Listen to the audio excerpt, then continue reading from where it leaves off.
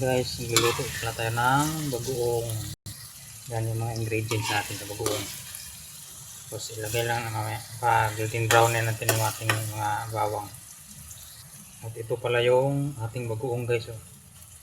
Bagoong alamang yan. Yan, ilagay na natin.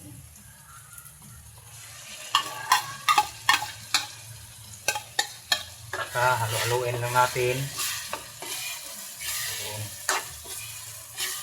Yan guys. Yun.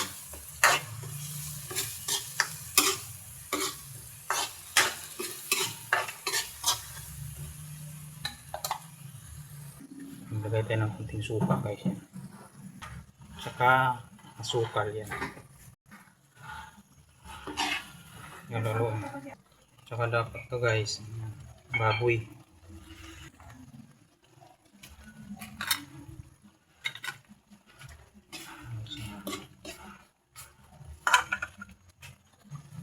Maglagay na tayo ng savory powder or Ajinomoto.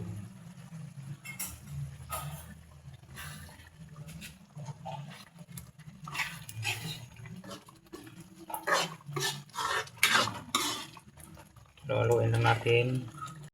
Yan guys, malapit na siya maluto. Magdagdag lang tayong konting sukal. This one, sobrang medyo maalat-alat pa siya. Yan. Tayo natin, malapit na maluto yan guys. Yan guys, lumapot na siya.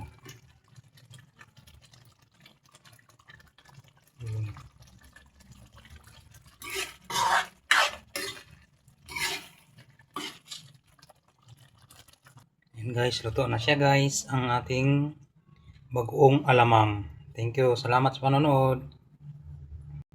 Yan na siya guys. Yan, ating bagoong alamang finished product.